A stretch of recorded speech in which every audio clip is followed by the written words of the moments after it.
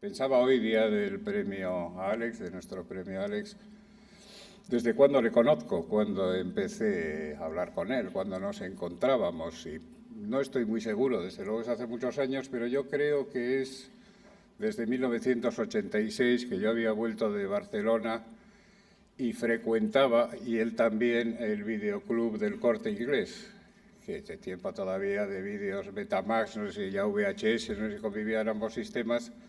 Y entonces recuerdo eso, pues ambos veinteañeros, él 5 años más joven, ahora 5 años menos viejo, pues hablábamos eso, pues nos recomendábamos películas o que habían traído de alquiler nuevo o que había de nuevos estrenos.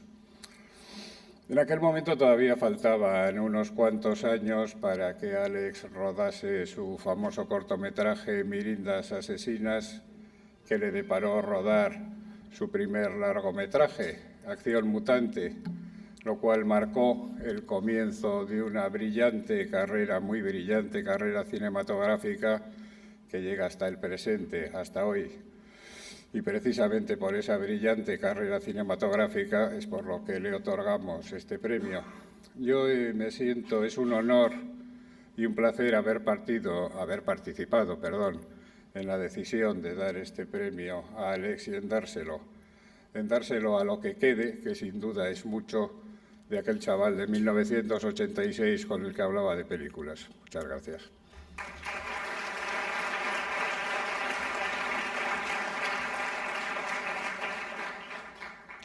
La obra de todo gran autor refleja su personalidad y su experiencia, su forma de pensar y de entender la vida. En el caso de Alex de la Iglesia, esto sucede de un modo extremo, casi frenético, permitiéndonos entrar en un universo personalísimo en el que lo excesivo es la norma y lo amenazante una especie de partícula elemental. La mirada de Alex de la Iglesia detecta lo asimétrico, lo grotesco, lo inadaptado, aquello que se mueve en los márgenes y aquello que está a punto de caer. Lo hace en los lugares más extraños y peligrosos, que son con frecuencia los más cotidianos. Nuestro invitado nos enseñó que se puede ser al mismo tiempo satánico y de Carabanchel. El humor sostiene y equilibra la obra de Alex de la Iglesia. Es un humor constante, salvaje y negrísimo, en el que no hay lugar para la afectación.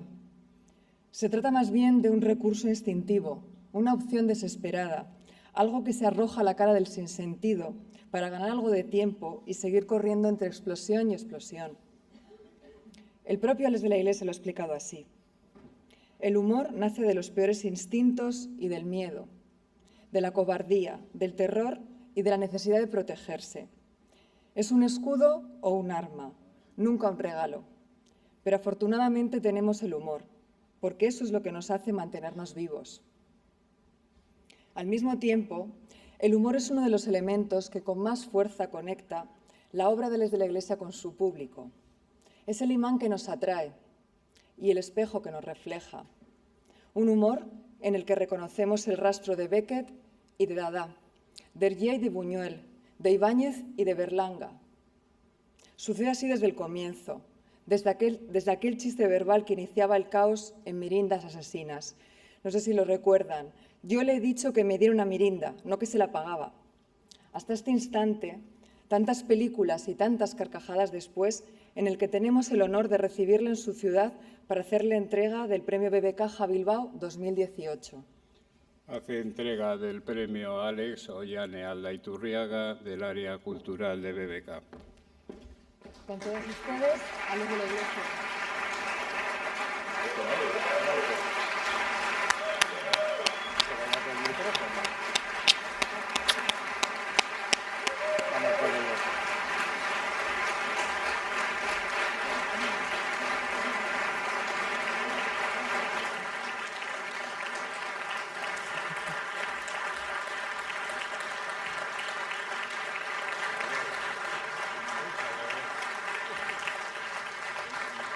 Igual mejor así, ¿no?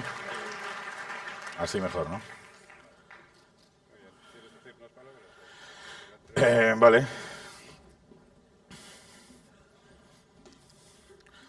Bueno, ante todo, gracias por venir.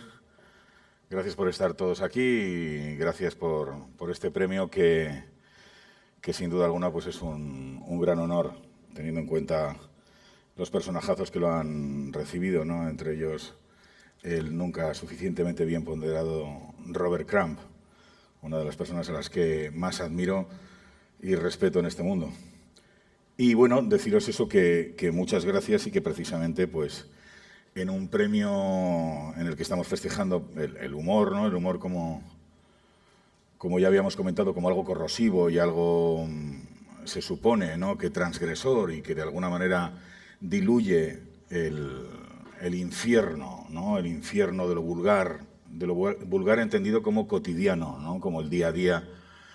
Pues insto a todo el mundo a levantarse, por favor, empezar a vomitar unos sobre otros, a rechazar el premio, por supuesto, porque es una pasta. No, quiero decir, a rechazar precisamente lo que supone de serio todo esto.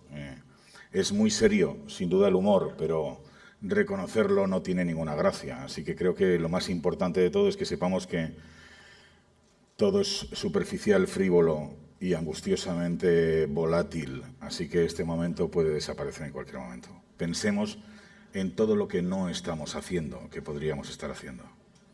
Estáis ahí, esperando que esto sea gracioso y no lo va a ser. No va a haber ni un buen chiste. Vais a perder oportunidades únicas de estar con mujeres increíbles o hombres increíbles o castores increíbles, todo lo que queráis.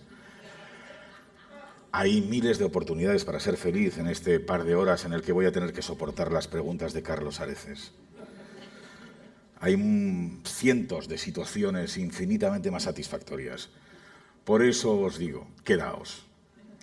Quedaos porque así por lo menos no tenéis la obligación de buscarlas, que es también una angustia. Somos infelices ¿por qué? Porque la vida nos ha atacado con situaciones imposibles de soportar o porque no hemos sido lo suficientemente inteligentes como para provocar las situaciones alegres que nos merecíamos.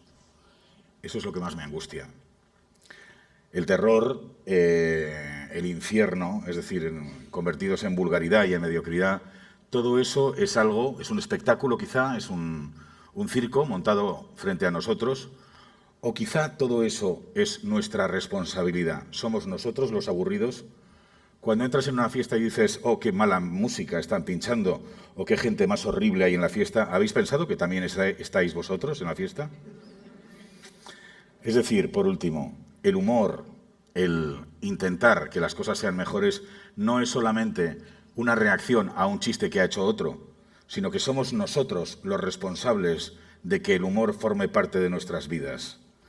Eso yo creo que puede ser el mejor regalo, que sepamos que no estamos ante un teatro en el que alguien de pronto propone una serie de chistes, sino que el humor es precisamente eso que ocurre cuando nosotros entramos en un sitio. Eso es lo que deberíamos provocar.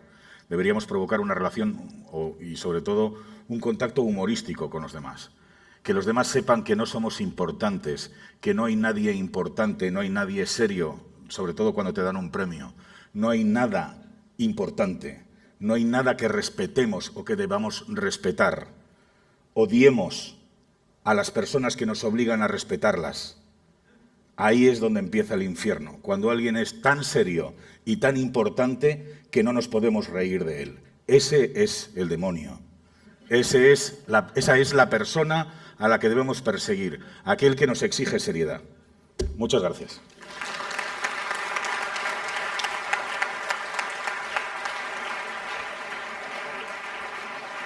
Yo, disculpadme, me voy a mantener de pie porque voy a sacar gente afuera. Voy a hacer que salgáis y que habléis conmigo. Y sobre todo me voy a mantener de pie, ¿sabéis por qué? Porque sentado parezco un botijo. Ese es el problema. Pero lamentablemente no tengo... Estas cosas se solucionan con una mesa. Si ponemos una mesa aquí ya nadie se entera de nada. ¿Sabes? Parezco una persona normal. Desgraciadamente no tenemos mesa. Solo puedo poner el premio, quizá, ¿no? ¿Ves? La pongo aquí y ya como que... Pues eso parece que tapa lo suficiente, ¿no? El premio. ¿Te parece? Parece que O va estirando muy mucho la camisa. Bueno, Carlos, antes me estaba comentando que ¿Qué tipo de conferencia queréis? Primero eso es lo que más nos preocupa, ¿no? Saber qué es lo que queréis escuchar. Porque lo que queréis escuchar es lo que vamos a decir. O sea, tal cual. Nos vais dando... pues ahora tirar por aquí, tirar por allá. Y según vayamos oyendo los aplausos del público, ya iremos moviendo. ¿Vale? ¿Os parece bien? Vale, eso es que sí. Timiditos no, ¿eh? Timiditos no. Timiditos ya hemos tenido muchos. Os quiero un poquito agresivos. Luego hay una cosa importante que, claro, me decía Carlos antes. Nos vamos a aburrir. ¿Por qué nos vamos a aburrir? Porque ya sabéis que ahora no se puede hablar de nada. O sea, ahora es prácticamente imposible hablar de algo sin que te genere un problema. Eso lo sabéis todos. Entonces, todo es ofensivo. ¿Eh? Que todo es ofensivo. Entonces, claro, el problema está sobre todo en eso, en que precisamente los temas que nos preocupan o nos inquietan son los que son más preocupantes y más peligrosos a la hora de tocar, ¿no? Así que no los vamos a hablar, no vamos a hablar de eso. No. Pero yo, sin embargo, he sacado unos cuantos aquí. Ah, vale. ¿Vale? Vale, de acuerdo. Que quería preguntar. Cosas suaves, habíamos quedado en cosas suaves y sobre todo que no generen titulares en Twitter, ¿vale? Vale. Sí, porque en un juicio te puedes defender, pero en Twitter no. Está claro, es imposible. Y va a ser el último ataque gratuito a Twitter. Porque además yo no tengo cuenta y no me puedo defender. ¿Vale? Parezco una puta foca caída del cielo. Qué horror. Pero es como si te acabaras de dar cuenta. Sí, siempre tengo esa sensación de como que yo en realidad no soy así. Y creo que nos pasa a todos. O sea, tú ¿no? tienes Todos una somos visión bastante peor. Tú tienes una visión idealizada, ¿no? Como todos nosotros, claro, tenemos. De nosotros mismos. De ti no tengo una visión idealizada, te lo aseguro. Bueno, voy a empezar suave, ¿vale? Vale, una cosa sencilla y que no genere problemas. Venga, vamos a ver, yo creo que esto no va a dar titulares. Según tengo entendido, empezaste como director por envidia... No, la primera pregunta era la ETA. Sí, pero esa he preferido dejarla para el final, como para gran fin de fiestas. Vale. Creo que empiezas como director por envidia de Urbizu, ¿no? Sí. ¿Esto es cierto? Cuéntanos. Hombre, yo creo sinceramente, bueno, en fin, podríamos dar multitud de explicaciones a lo que realmente nos mueve o nos motiva o genera que hagamos cosas en la vida, ¿no? Pero normalmente son falsas. O sea, en mi caso, la razón por la que hago cine es la envidia. Yo conocí a una persona, gracias a dibujar medianamente curioso, conocí a una persona, un amigo y tal, que era Enrique Urbizu, que trabajaba en una productora que se llamaba Creativideo, que igual alguno de vosotros... Bueno, fue hace mucho. Y hace 35 o 40 años. Pues todos serían los... ¿Eh? No, esto cuando... Maquinando los 90, pues yo creo que era el 84 o 85. Y entonces, pues bueno, pues efectivamente nos movíamos en un mundo en el que hacíamos Super 8s, ¿no? Él hacía Super 8s, yo hacía Super 8s y todo lo llevamos bien. Yo me reía de sus Super 8s, él ni siquiera comentaba los míos. Un poco a mí me hacían mucha gracia sus Super 8s porque eran muy vanidosos, muy como tremendistas, ¿no? O sea, quiero decir, hacer un Super 8 tremendista es ridículo, ¿no? O sea, quiero decir, el formato ya es un Super 8, entonces no puedes decir, ¿sabes? Los extraterrestres invaden la galaxia en un Super 8, porque, quiero decir, no sé qué tipo de extraterrestres vas a tener en un Super 8. Se venía arriba Urbizu. Se venía bastante arriba, ¿no? Entonces recuerdo que había como secuencias terribles de supermalotes, y claro, los malotes eran sus colegas de universidad.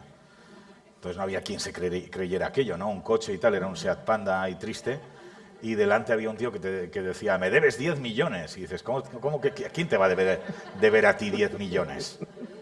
Con la pinta que traes, ¿no? Entonces nos reíamos de eso. Y claro, estábamos muy a gusto y tal, los nuestros eran todavía peores, pero estábamos muy a gusto manejando pues nuestros pequeños niveles de mediocridad, ¿no? Y llegó un momento en el que de pronto pues Enrique empezó un 35 y eso no lo soporté. O sea, no dormía por las noches. Pero él montó una productora, ¿no? Creo. No, él trabajaba en una productora que fundamentalmente hacía vídeos industriales, bodas. Estas cosas que haces cuando quieres dedicarte al audiovisual y está jodido. Entonces, pues, bueno, ahí estaban. Gracias a eso conocí a las mejores personas que he conocido en mi vida, ¿no? En aquella época. y me dieron la oportunidad, o sea, fíjate lo malo que era yo, y encima me daban la oportunidad de trabajar, o sea, que era increíble. Pude hacer, pues eso, decorados, dibujos, tal. Empecé haciendo los decorados de su primera película. Colaboré, empecé haciendo... No, los decorados un cartel, ¿no? Un cartel también para Tu una novia está película. loca, yo solo hice el cartel. Pero luego sí que me dieron la oportunidad, Enrique me dio la oportunidad de trabajar como decorador en Todo por la Pasta. Pero estuviste trabajando haciendo el arte también de algún programa de televisión, creo.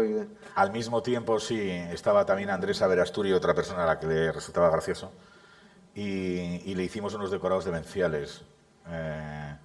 En aquella época... Para un programa de Anchón Urrusolo, creo, ¿no? También, sí. Tanto Anchón como Andrés, pues eso, les caíamos bien. Y hacíamos cosas, por ejemplo, hicimos un bar en el que la barra de bar era de peluche. Entonces tú ponías una copa y se caía, ¡pum! No había manera o sea, no se podía utilizar, francamente.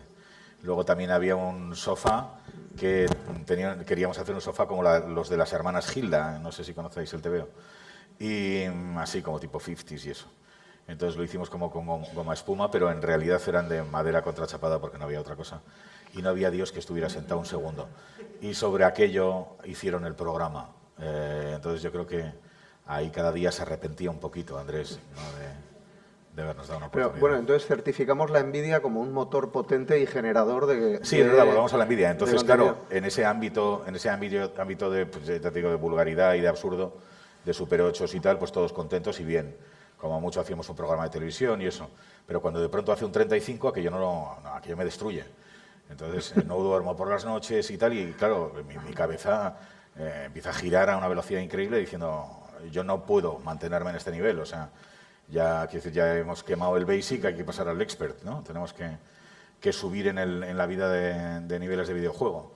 ¿Y cómo hago yo para hacer un 35? Y claro, él tenía una productora detrás que había conseguido hacer eso posible. Y claro, yo no sabía cómo es posible, cómo una persona puede llegar a hacer cine profesional. Es que me parecía alucinante. O sea, más que ir a la luna. O sea, una cosa como terrible. De hecho, lo primero que haces como director, que es Mirindas Asesinas, lo haces para aprovechar un decorado que ya teníais hecho para otra cosa, ¿no? Sí. O sea, que es otro motor curioso, ¿no? Sí, o sea, directamente robé un decorado.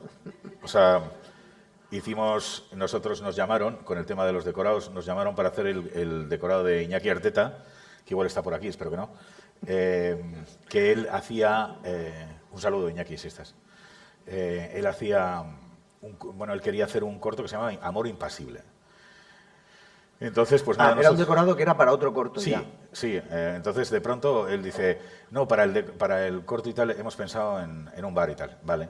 Y entonces le hicimos un bar, pero era un bar extrañísimo, claro, porque para el nuestro necesitábamos un bar muy raro, o yo quería un bar muy raro.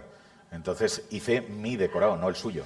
Y me dice, oye, está muy bien, no ha quedado muy bien y tal. Lo único que no entiendo es por qué hay enormes reproducciones de cuadros de Chirico en un bar que se supone que es un bar así normal de Bilbao.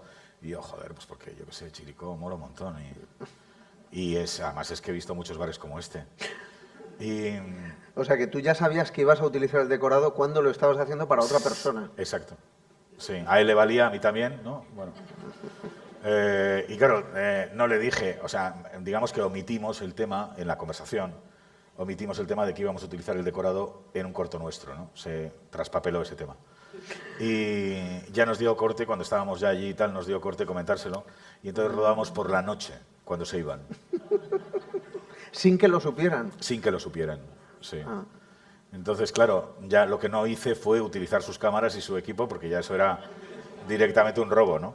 Entonces lo que hice fue conseguir una cámara gracias a un amigo de Telenorte, de lo que antes se llamaba Telenorte y tal, que era como Televisión Española aquí en Bilbao, ¿no?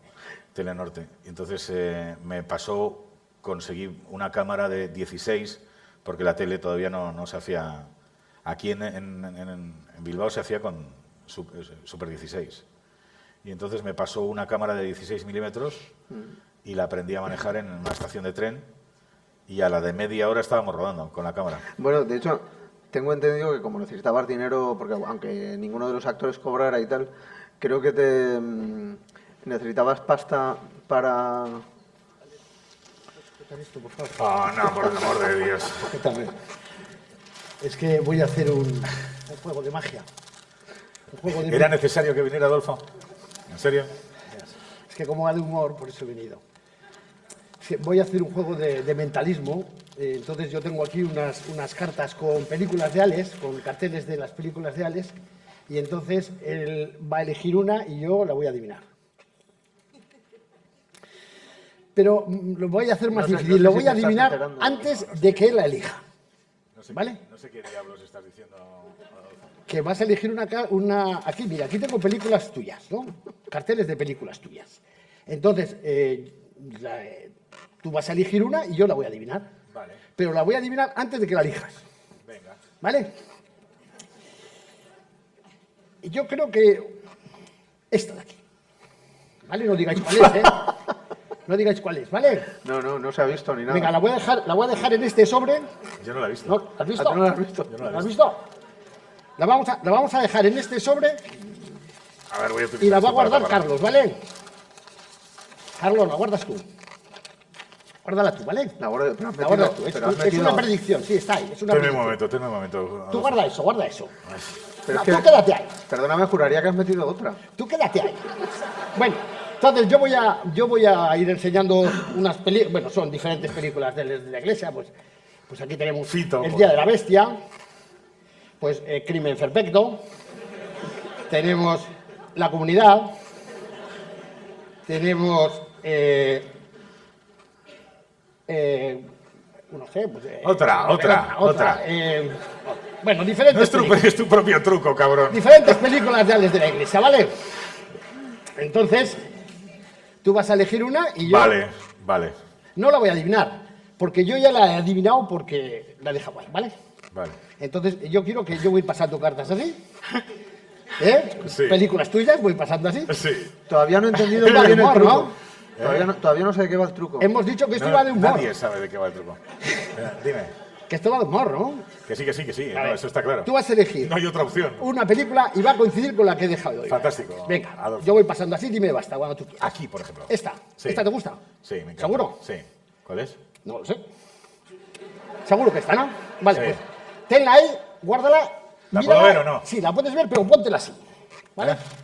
Y ahora... O sea, he escogido una que me ha dado él. ¿Esto qué? Hostia, No, la que has cogido tú. Me has dicho tu pasta y ya has elegido. Vale. ¿Vale? Venga. Bien, entonces, esa película va a O sea, coincidir ni con la que para está el ahí. puto teatro te puedes poner una cosa que no se te abra la camisa. Se te está viendo Pero, a ver, el es que- ombligo, la... Has dicho que esto iba a ser, que esto no iba a ser Sí, gracioso. no, ya, ¿no? Que sí lo va a ser. gracioso, ya. Bueno, Es que no sé entonces qué tiene diles que a ver. todos, diles, No sé qué tiene que ver la gracia con que se le vea la barriga. O sea, diles Joder, a no lo todos coges, cuál es es la parte del película que has chiste. elegido. 800 balas, amigos. Lo digo. Lo tenía que decir o lo he estropeado. 800 balas. Sí.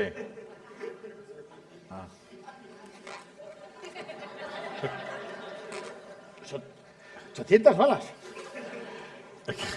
Esto iba de humor, ¿no? Sí, Hemos dicho que iba a ser gracioso o que no va a ser gracioso. Sí, que sí. Bueno, mira a ver si coincide con la predicción que tenía yo. Bueno, no me lo puedo creer. ¡800 balas! Efectivamente. Y abre el cartel, abre esto.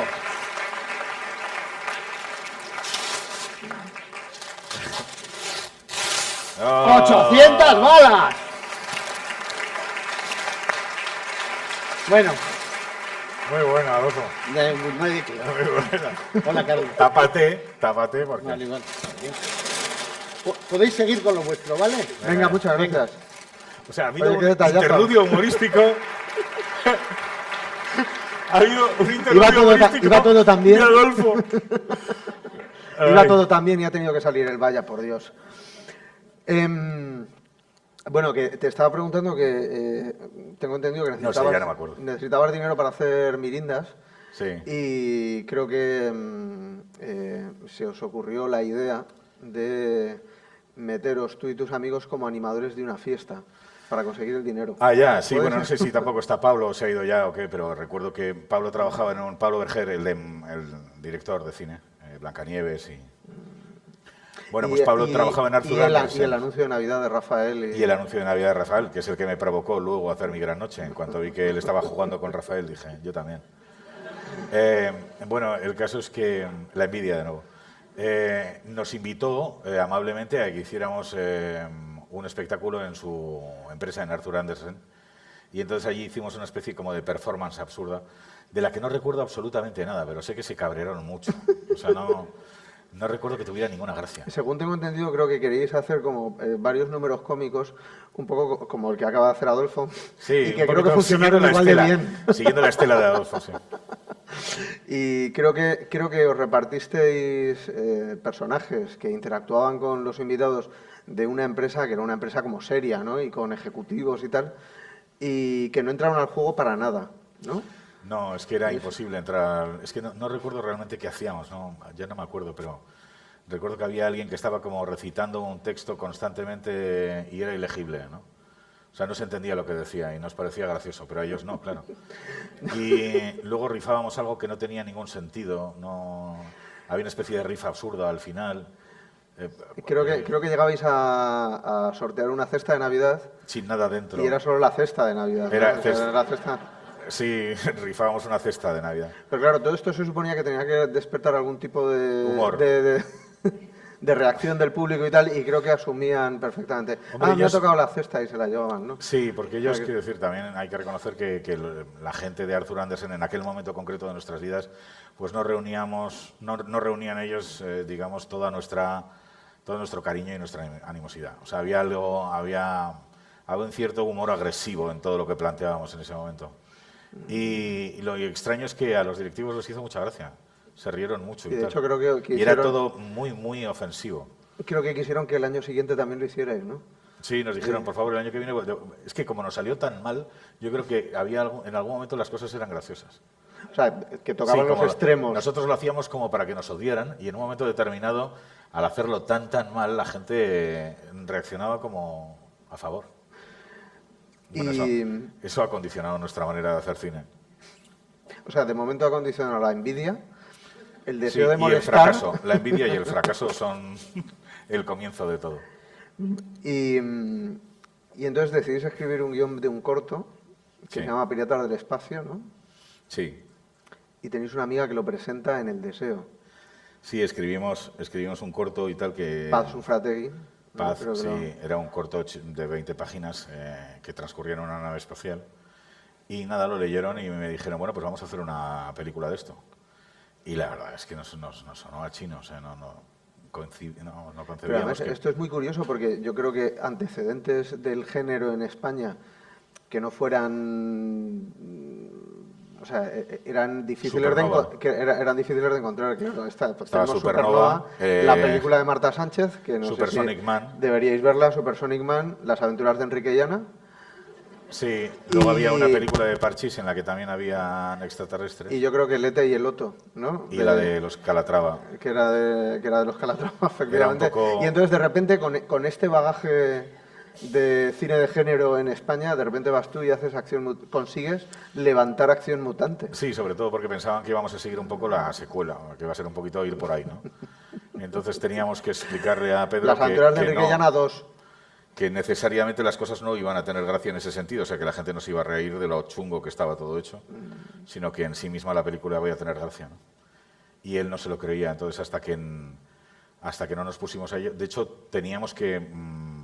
nos llevó 4 años convencer a Pedro, 3 años y medio, 4 años, mientras pues malvivíamos en la pensión SIL en Fuencarral.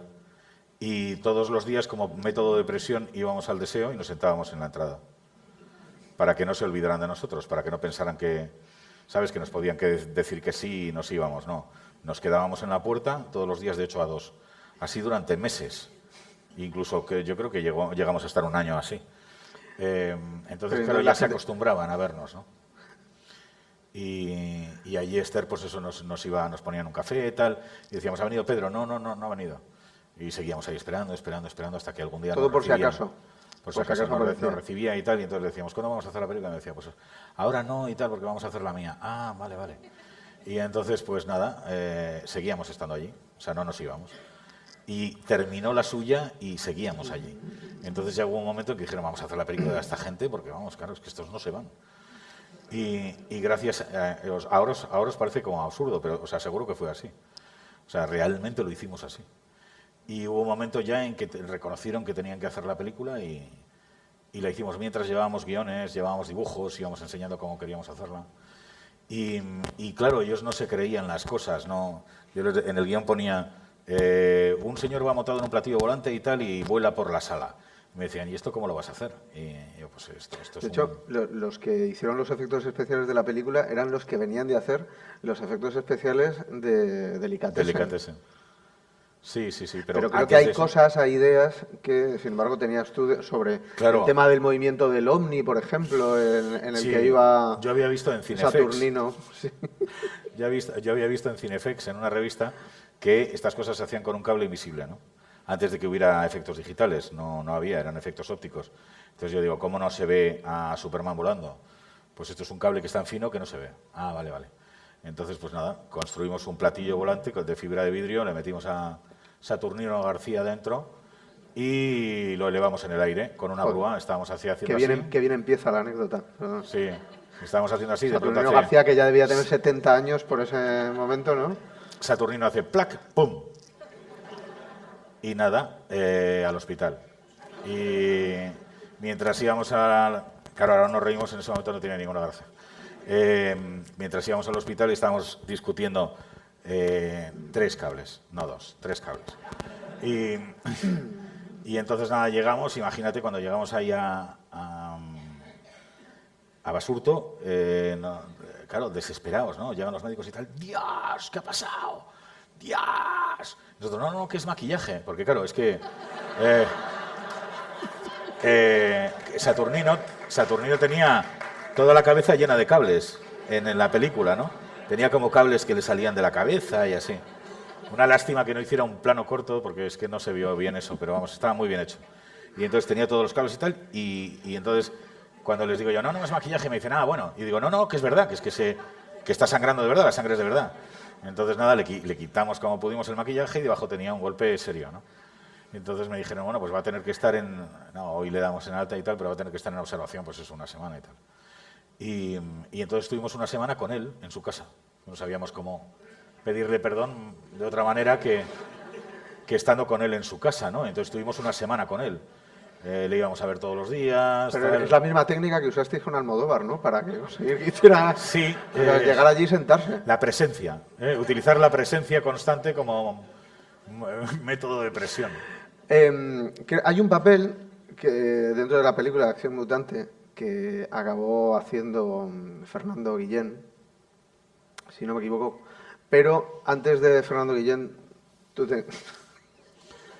Sí. Tú habías pensado en otro actor. A ti te hacía mucha ilusión trabajar con otro actor. Yo quería trabajar con Alfredo Landa, de Donosti. Le conocéis, ¿verdad? Y entonces tú cargado de ilusión. Cargado de ilusión, un niño lleno de ilusión se acerca donde Alfredo Landa y le dice... Con tu maleta cargada de sueños, te acercaste a Alfredo Landa. Sí, con mis papitos sonrojados. Llego y le digo, hola, quiero que salgas en mi película. Y me dice, ni por todo el oro del mundo. He leído tu guión y me parece una mierda. Jamás saldré en tu película. Y tú no le dijiste, pero vete al grano. Sí. ¿Esto qué es? ¿Un no? ¿Pero qué insinúas?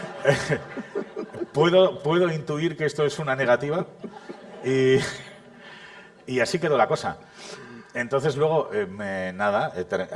rodamos la película, curiosamente, y tal, y luego fuimos a los Goya y me lo encontré y eso.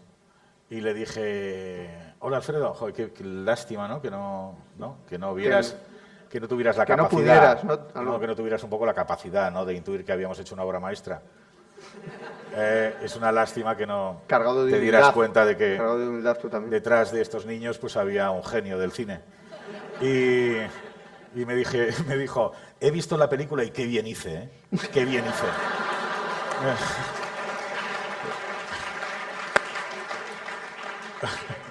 ¿Fue el año que le dieron el premio? Porque igual No, eso fue después. No, cuando le dieron el premio, yo era presidente de la Academia. Ah, es verdad. Entonces estaba sufriendo, ¿no? Todo lo contrario, vamos, no lo podía querer más, y estaba sufriendo un infierno, ¿no? Cuando me veía que no podía hablar y todo eso. Estuve a punto de salir yo, pero digo, vamos, me va a dar con un palo. En cuanto me vea, me suelta una hostia y la cosa ya no hay quien la arregle. Bueno, creo que antes de pasar a tu siguiente película, intentaba... ¿Te detuvieron? No, no es lo que iba a contar. Eso lo iba a callar, eso no lo iba a decir. Creo que empezaste a mover el guión por diferentes productoras y tal. Fuiste a una productora que se llama Zeppelin, me parece. Sí. Llevaste el guión y dijeron, mira, el guión no nos interesa, pero ¿por qué no diriges Inocente Inocente? Sí, fue así, ¿no? exactamente. Fue algo así. Fuimos con toda nuestra ilusión, porque sabíamos que esta gente tenía dinero. Cargado de sueños, otra vez. Cargado de sueños, con nuestro maletín lleno de ilusiones. Y Dindon y tal, y hola, vosotros tenéis mucho dinero y hacéis cosas y tal. ¿Os gustaría hacer una película estupenda de terrores, así con un demonio y eso? No, hemos leído el guión y nos parece una mierda, Alex. Sin embargo, necesitamos... No, pero es que esto la gente... era una constante, ¿no? No, la gente no se corta nada, no penséis que las cosas son como uno se imagina. No, es una mierda la película, Alex. No la vamos a hacer, porque además no tiene... Y no deberías hacerla, No deberías hacerla porque la película no tiene ningún sentido. Vale. Pero, sin embargo, nosotros tenemos un programa de televisión de gran éxito que se llama Inocente Inocente, ¿por qué no lo diriges? Y entonces estuve dirigiendo el programa 1 año y pico. Y entonces, después de Enemigo... O sea, no me fui indignado, me quedé, ¿no sabes? No dije, ¡malditos! No, dije, sí, vale. Entonces, después de enemistarte con Alfredo Landa, te enemistaste con Saza, ¿no? Que le gastasteis una broma y tampoco le hizo ninguna gracia. Sí, le hicimos una broma, francamente era una broma, sí, la verdad es que teníamos que... Yo ya dije, no me hagáis caso porque esto igual no tiene gracia y no tuvo. Le hicimos una broma y tal en que, ¿cómo era? Que él iba en un coche, no, es que no me acuerdo muy bien cómo era. Él iba en un coche y delante de su coche había un funeral. Y en un momento determinado, pues él no podía pasar y tenía que... ¿No? ¿No era así o cómo era? Yo recuerdo que en un momento dado se abría el ataúd y se caía el muerto, creo. Sí. Entonces él no podía pasar, empezaban a tocar al claxon y entonces el coche de los muertos hacía un requiebro y tal, chocaba con el de delante, no sé qué, ¡plac! Se abría esto y ¡bum! Caía el muerto encima de Saza. O sea, le cayó un muerto encima. Pues qué poco sentido del humor, Saza, ¿no? Ya, no sé, yo pensé que se iba a reír y tal y ni puta gracia, ¿sabes? Nos pasó 2 veces, nos pasó varias veces. O sea, yo hice 26 bromas. Pero hay una especial, que tiene un recuerdo especial en tu corazón, que es la de Margarita. La de Margarita. Bueno, la de la modelo también era muy buena. ¿Cuál es la de la modelo? La de la modelo la de Catherine Fullo. También, no, esa es anterior, no. Pero esa la hiciste tú también, ¿no? La de Catherine No, Fullo. eso lo hizo un amigo mío. Yo llegué justo después de la de Catherine. Le hicimos una broma a una modelo en el que le decíamos que le íbamos a sacar una sesión de fotos tipo Drácula, ¿no? Y entonces, tipo Drácula, o sea, así como con velos y tal. Y la mujer obviamente se lo cree. Y nos vamos todos con un equipo de rodaje enorme y tal. Es que como para no creértelo, ¿no? 30 tíos. Ahí con focos, con tal, con cual, ¿no? La mujer ahí y tal. A ver, vamos, ponte estos velos, tal, y ¿no? Con un ventilador, le ponemos esta música. Y ella se ponía así en plan Drácula, ¿no? Todo súper Drácula. El Drácula de Bram Stoker, ¿no? Sí. Y entonces, claro, al lado había un funeral de verdad. Y entonces estaban todos los del funeral así y le decíamos a ella, más cerca. Acércate al funeral, ¿no? Que es que queda gracioso, mira, y hay una gente y tal, y entonces estaban todos así, y entonces ella se pone ahí a hacerse la Drácula, la vampiro, y de pronto le dice uno a otro en el funeral, le dice, ya era hora de que se muriera. Y ella lo oye, ¿no? O sea, justo en el tono y tal, lo hicimos bastante bien. Entonces ella se murió de miedo. Y entonces nosotros, más cerca. Y entonces, nada, había como una tensión entre la gente del funeral, parecía que... dábamos a entender que se habían cargado al tío, ¿no? Y en un momento determinado decía el sacerdote, si alguien tiene algo que decir en contra de tal, como si fuera una boda. No me acuerdo por qué dijimos eso, pero si alguien tiene que decir algo en contra de esto y tal, que lo diga. Y de pronto, en el ataúd se suena, pom, pom, pom, pom. 3 golpes, ¿no? Entonces la mujer suelta los velos, suelta todo y sale corriendo y estuvo como 5 minutos de reloj corriendo. O sea, se acabó la broma. O sea, salió tan bien que se acabó la broma. O sea, salió corriendo y se acabó. Nadie la siguió rodando ni nada, se fue como a su casa. Y nos quedamos todos así diciendo, ¡jo, qué bien, se lo ha creído! Pero se lo ha creído demasiado. O sea, se lo ha creído tanto que no volvió. Entonces recogimos todo y nos fuimos. Me imagino que luego alguien de producción iría por ella o algo, pero vamos. a decir... Yo estaba oye, en la o sea, furgoneta y digo, que alguien la traiga, ¿no? Vamos a seguir rodando. Entonces ni Me siquiera- dice, no, que se ha ido. Ni siquiera le entregasteis el ramo. Ni ramo que ni nada, dice, o sea, oye, que huyó. esto es una broma. No, huyó, se fue y se acabó. A lo mejor se enteró cuando lo vio en su casa luego. Hemos No, gastado porque una no broma. teníamos la firma, no teníamos Ah, la firma esa- de consentimiento, esa se fue. Pues esta manera de acabar me recuerda un poquito a la gran A la de broma, Margarita. a la de Margarita Landi. A ver, la de Margarita fue la mejor broma que hemos hecho nunca y a mí me gustan mucho las bromas y los juegos, o sea, es una cosa que me vuelve loco. Margarita Landi era una periodista del caso. Entonces estábamos buscando a alguien que realmente tuviera cierta animosidad con el tema este de lo paranormal, las cosas así extrañas y misteriosas. Entonces esta mujer toda su vida había querido creer en... Toda su vida había intentado creer en lo paranormal, pero nunca le había pasado nada paranormal.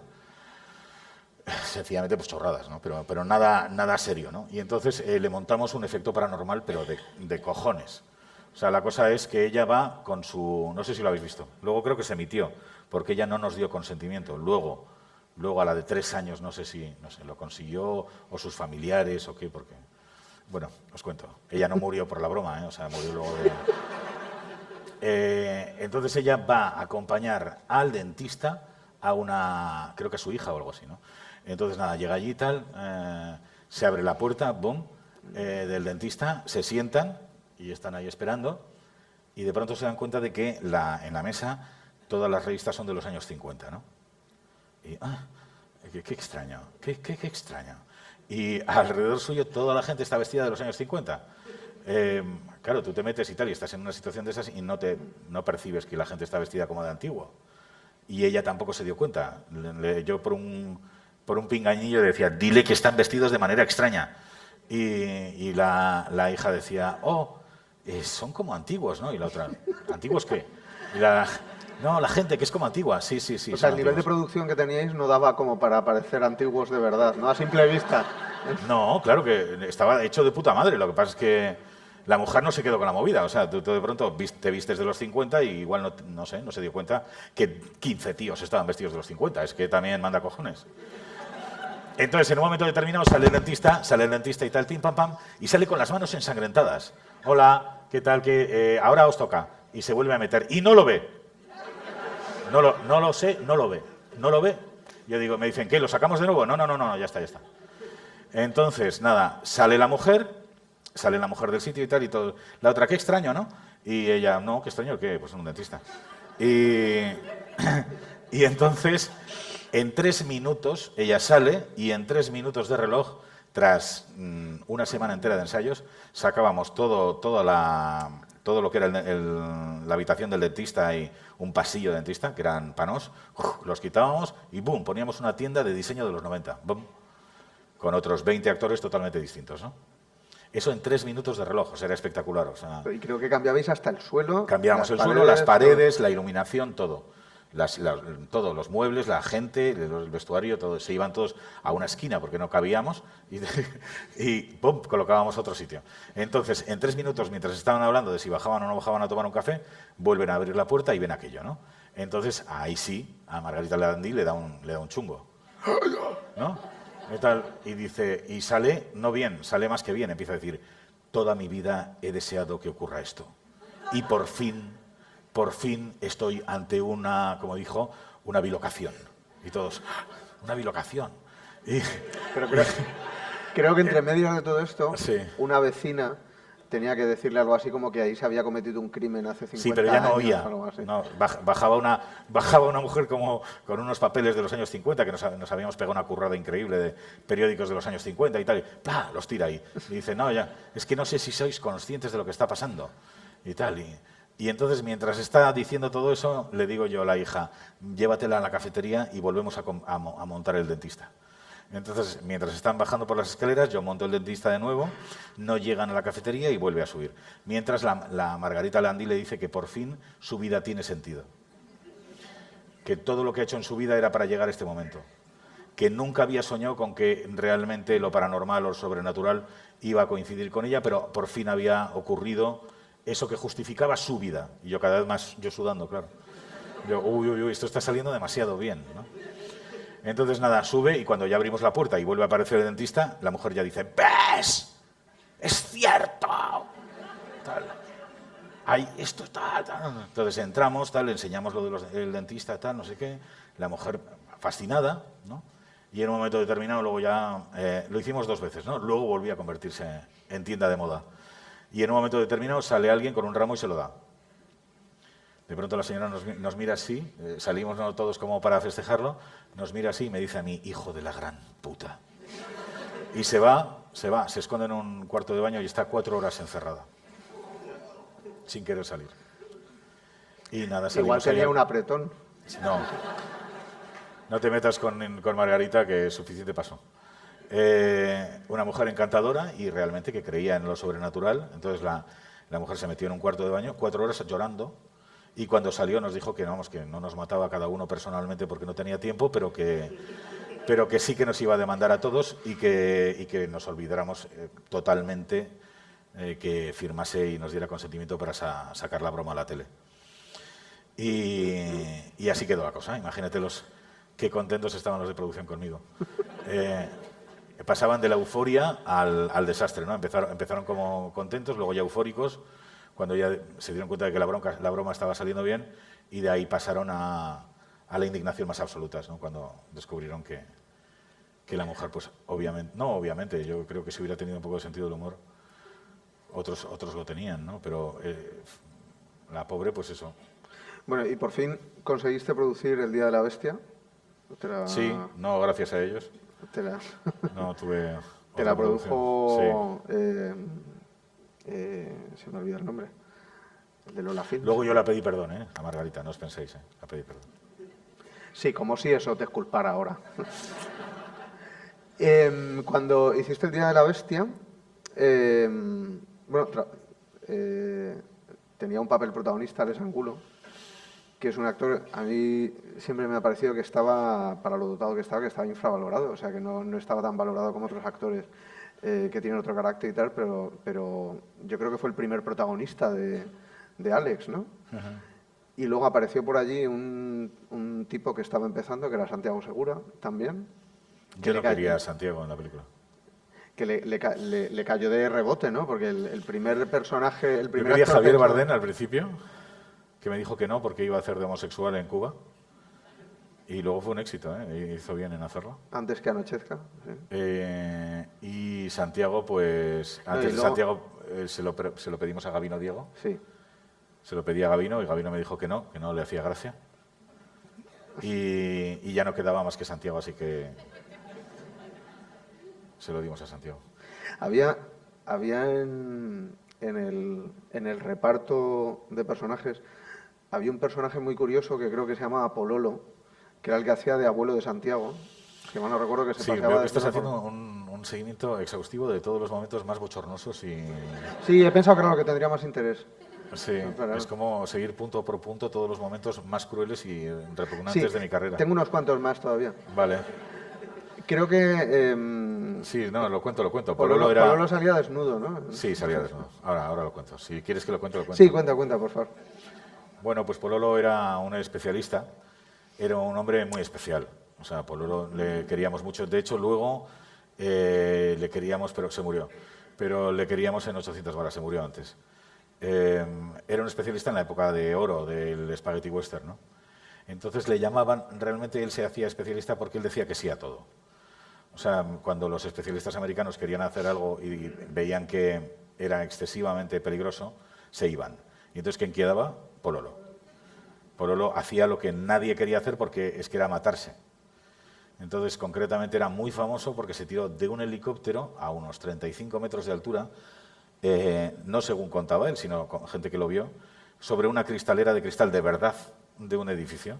O sea, había una cristalera en el techo de una casa y voy en mi helicóptero, paso por allí, me tiro, casualmente acierto, porque podía haberse estrellado contra el techo, acierto, doy a la cristalera se rompe, porque yo soy así y la atravieso, y luego caigo sobre una hipotética colchoneta que yo no sé si la pusieron. El caso es que sobrevivió a eso y entonces se hizo mítico, le llamaban para todas las películas. Y claro, llegó un momento que se acabaron las películas de espaguetis y todo eso y estaba como de figurante curioso.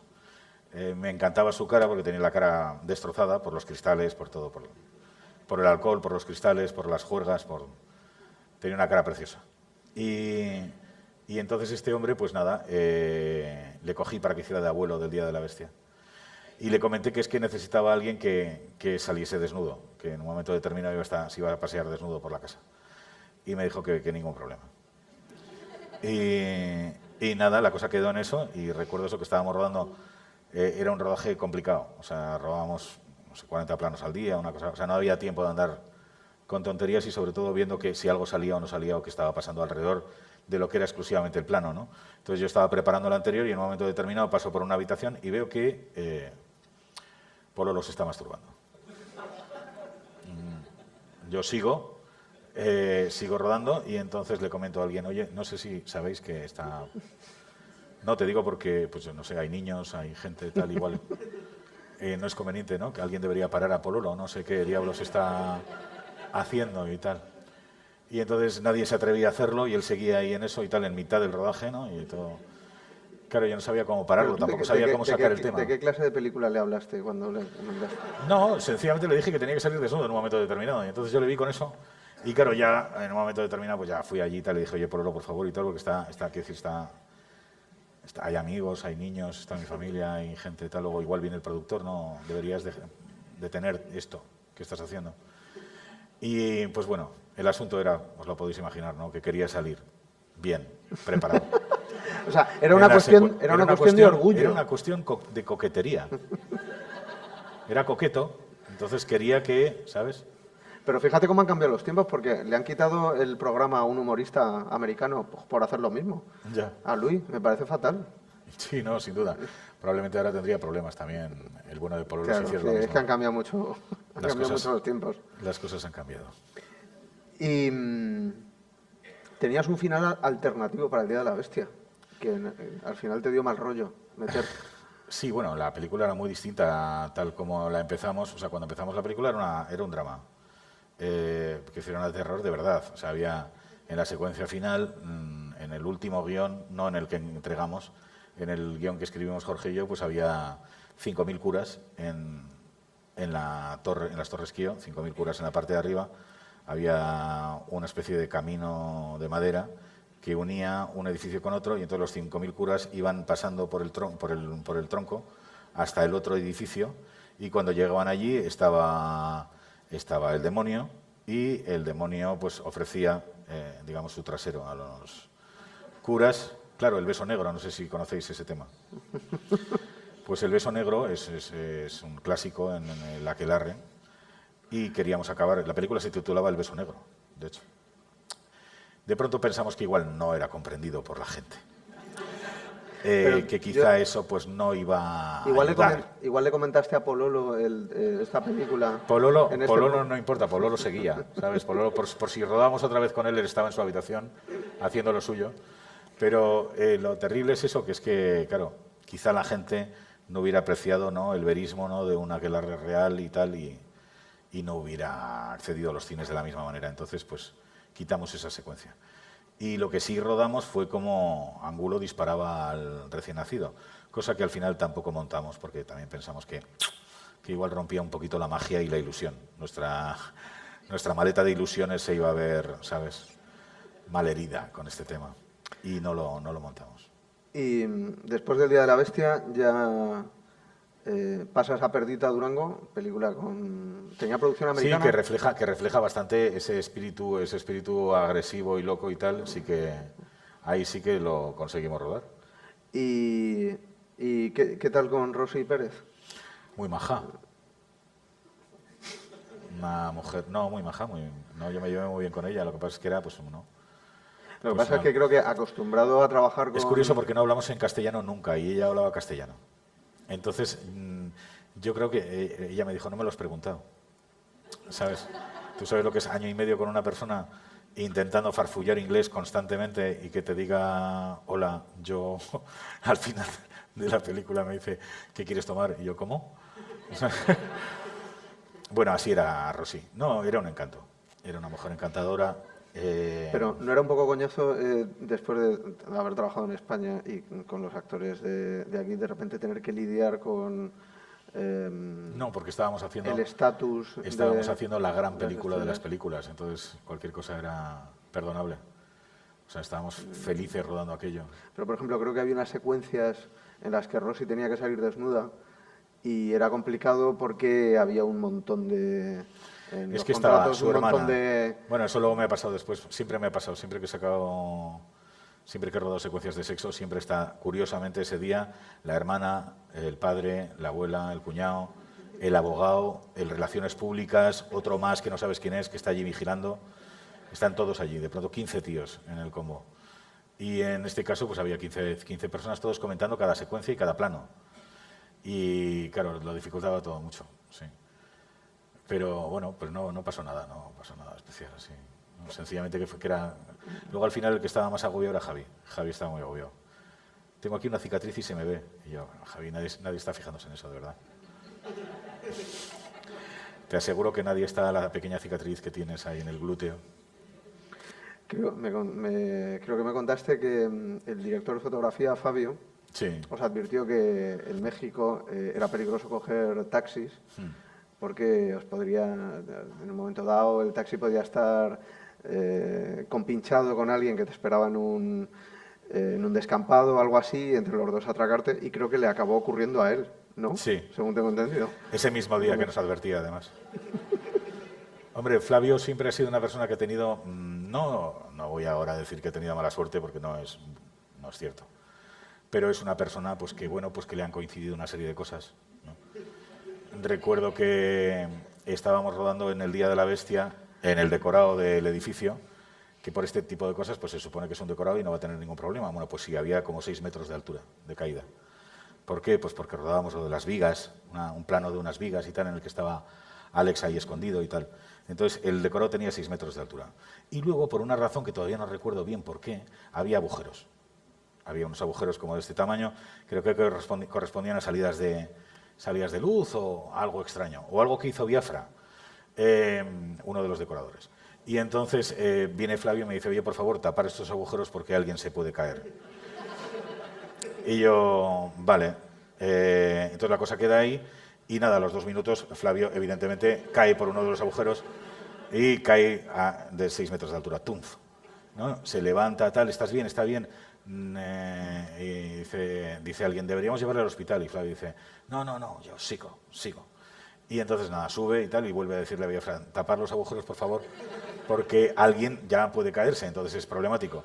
Y entonces Biafra, dispuesto a tapar los agujeros, eran como 3 agujeros o así, dispuesto a tapar los agujeros, coloca una escalera dentro de uno de los agujeros para ir cumplimentando los deseos de Flavio, ¿no?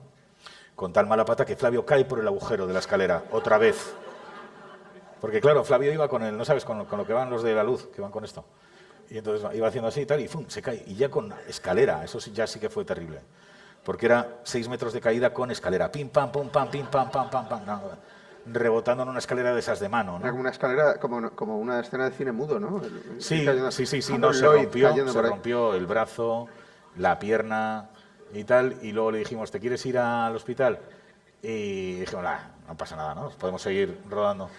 Y entonces seguimos rodando y no le llevamos al siempre hospital. Fuisteis muy considerados con él, porque el día que le llevaron al descampado, donde le esperaba efectivamente otro compinche del taxista, le retuvieron hasta las 12 de la mañana, hasta las 12 de la noche para que pudiera volver a sacar dinero con las tarjetas y tal, y luego le abandonaron en un desierto. Sí. Luego cuando volvió creo que os dijo, oye, que me acaban de atracar, y le dijisteis, pues a las 6 empezamos a rodar. Sí. Hombre, es que claro, volvió a pasar lo mismo, ¿sabes? Y entonces ya como que, cuando pasa mucho, pues ya como que le pierdes respeto, ¿no? Lo poco agrada, pero... no, Flavio volvía a decir, oye, por favor, tener cuidado que aquí atracan a la gente, ¿vale? Y nosotros, que sí, Flavio. Y no, en serio, tener cuidado, deberíais poner a alguien de seguridad porque aquí atracan a la gente, aquí en México. Vale.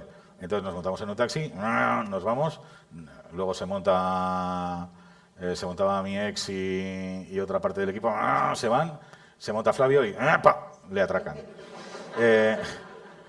Y entonces nada, le atracan y entonces le tienen retenido, primero le quitan todo el dinero, luego le tienen retenido, esperan pacientemente mientras le abofetean, esperan a que sea la hora para sacarle el resto del dinero que tenía en la tarjeta, Oye, que no es gracioso.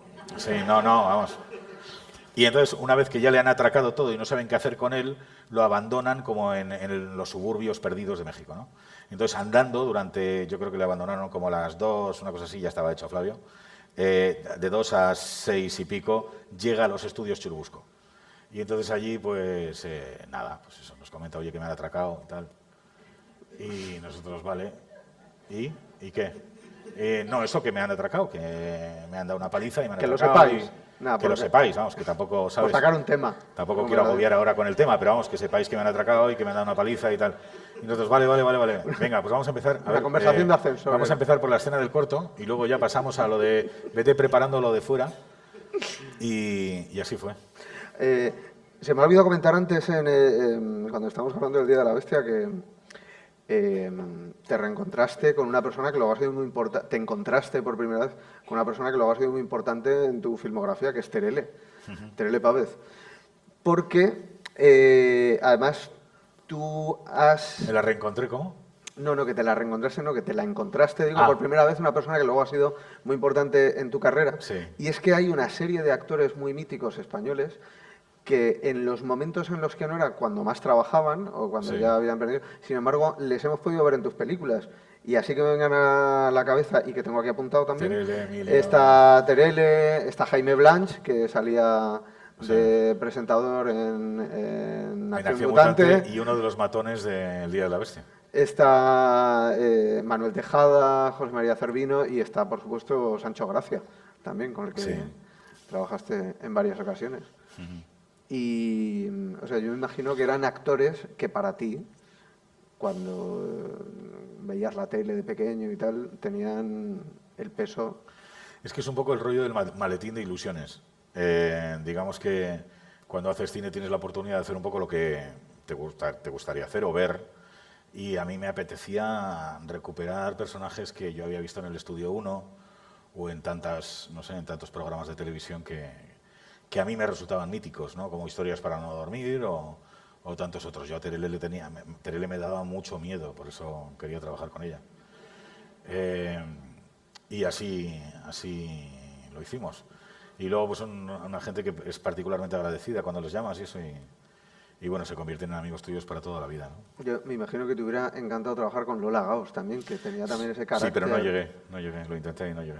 No, ¿Lo no. intentaste? Sí. ¿Llegaste a ofrecerle algún...? Sí, pero yo creo que ya no estaba cuando empecé a hacer yo cine. Después de hacer Perdido Durango, te Me empezaron... detienen. ¿El qué? Me detienen ya por Te fin. detienen, por fin. Bueno, sí que pasaste una noche en la cárcel, tengo entendido. Sí, pero bueno, me imagino que estará gente de mi familia aquí. Vale, Tampoco vamos sí, a que igual eso no contarlo lo quiero todo. Hay cosas que no cuento del todo, ¿no sabes? Joder, es que claro, así que el esto maletín se hace de- aburrido, Alex. ¿Qué te crees? Que la gente quiere saber, ¿no? ¿Con qué ángulo graban? Eso, da igual. Cuando te pillaron con 2 kilos, pues... De alguna manera había que financiar la película, tú lo sabes.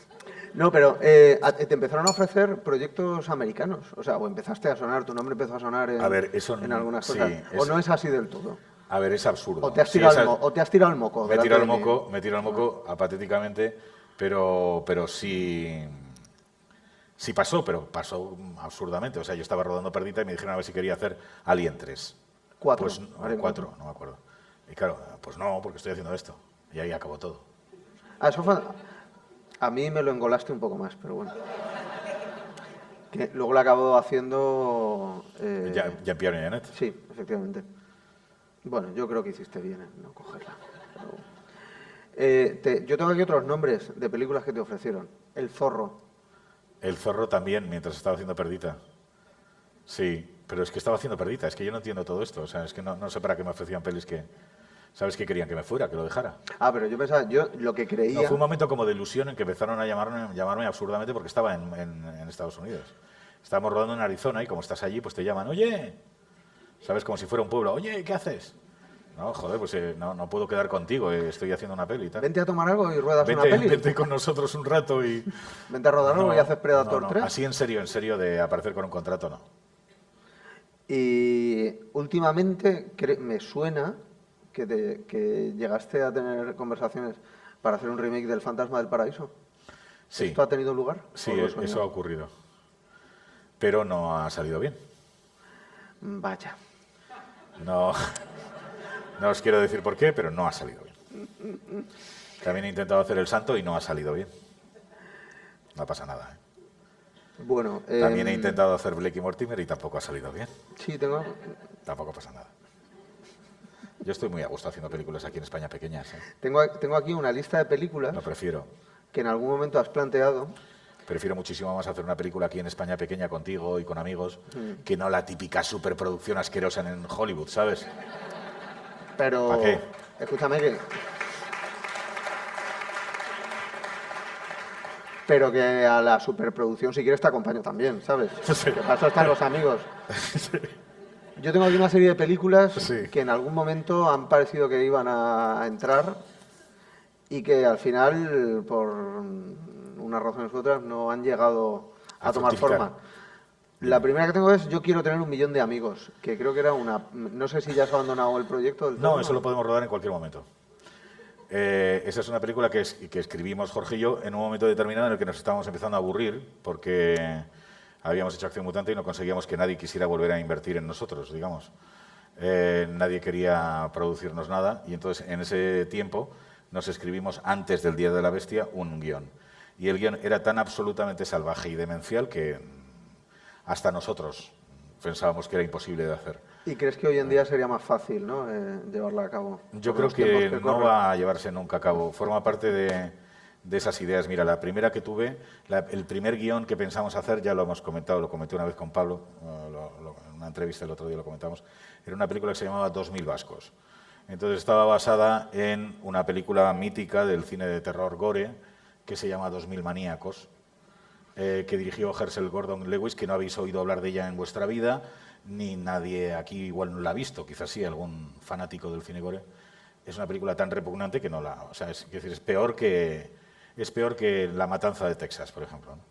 O sea, es un grupo de tipos que viven en un pueblo que se cargan a unos turistas que vienen. Y encima está hecho como con comedia, lo que lo hace todavía más violento, ¿no? Les comen los dedos, hacen cosas espantosas. Entonces nosotros habíamos pensado hacer 2000 vascos, que trataba de un grupo de madrileños que se montan en un coche y van a Perpiñán a ver El último tango. Entonces se pierden... Porque son los 70. En los 70, sí, en los 70, perdón. Entonces se pierden por los bosques de Euskadi y allí caen en un pueblo en el que les matan uno a uno a través de deportes o tradiciones culturales vascas, ¿no? Arrastre de piedras, por ejemplo, frontón, ¿no? Con la cabeza jugaban al frontón, tal. No salió, al final no salió. No conseguimos que saliera el guión y que fructificara aquello. Pero Yo quiero tener 1.000.000 de amigos era peor. Yo quiero tener 1.000.000 de amigos, os voy a hacer un resumen rápido porque todavía la recuerdo como una de las cosas que me hubiera gustado rodar en mi vida. Empezaba con que también un grupo de españoles viajan en un avión rumbo a Tailandia para ejercer el turismo sexual, con, evidentemente, el enojo y enfado de sus mujeres, ¿no? Todos están en una juerga en el avión y ¡pum! El avión se cae y mueren todos.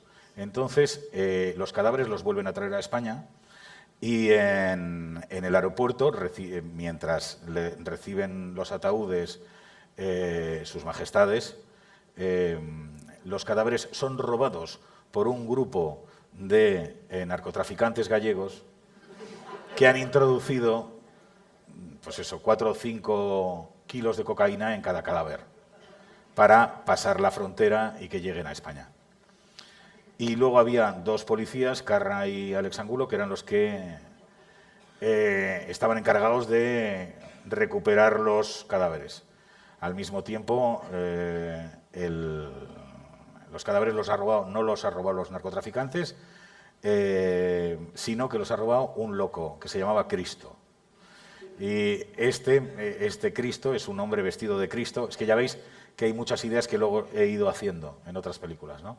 El Cristo de las brujas de Zugarramurdi, la idea de los 2000 vascos está en el viaje del taxi hasta Navarra, y en esta, pues, este Cristo cometía un atraco, empezaba la película con un atraco a un banco, mientras ocurre una procesión.